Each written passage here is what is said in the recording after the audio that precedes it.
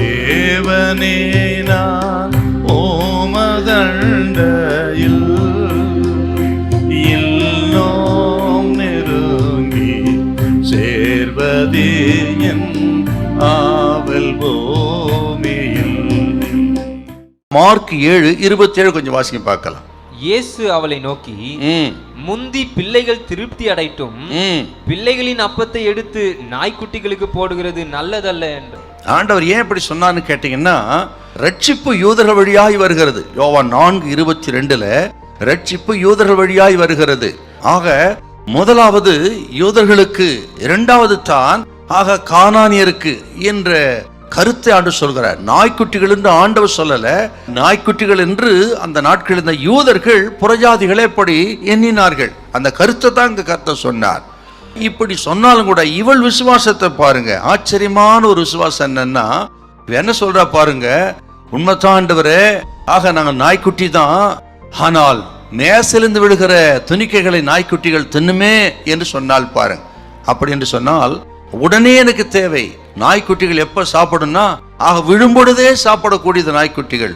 ஆக எனக்கு இப்பவே உங்களிடத்திலிருந்து ஒரு பதில் வேணும், என் தேவை இப்பவே சந்திக்கப்படணும் என்று ஆண்டவரிடத்துல தன் தேவையை அவ்வளவா இருதயத்தை ஊற்றி சொன்னால் பாரு.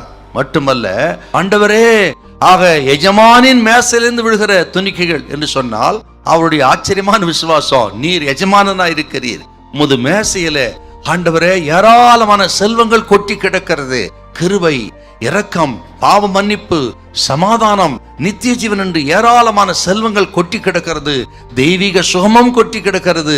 என் மகளுக்கு தேவை தெய்வீக சுகம். அந்த உமது மேசையிலிருந்து அந்த தெய்வீக சுகத்தை நாய்க்குட்டிகளாகி நாங்க சாப்பிடலாமே என்று இவள் எவ்வளவு விசுவாசத்தோடு ஆண்டவர் கேட்கிறா பாரு.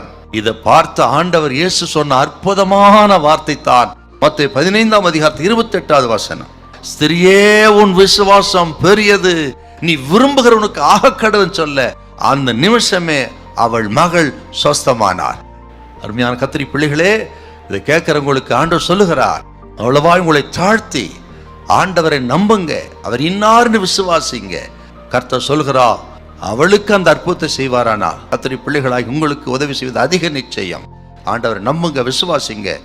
இப்பவே ஒரு அற்புதத்தை கர்த்தர் உங்களுக்கு செய்வார், சமாதானத்தை தருவார், நிம்மதியை தருவார். உங்களுக்கு மட்டுமல்ல, யாருக்காக ஜெபிக்கிறீர்களோ, யாருக்காக இயேசுவிடத்தில் வருகிறீர்களோ அவர்களுக்கு ஒரு அற்புதத்தை செய்வார். உங்க விசுவாசத்தை கண்டு, உங்கள் தாழ்மையை கண்டு, நீங்கள் இயேசு உயர்த்துவதை கண்டு அவர்களுக்கு ஒரு அற்புதம் நடக்கும். கர்த்தர் கைவிடவே மாட்டார். ஹல்லேலூயா, ஹல்லேலூயா.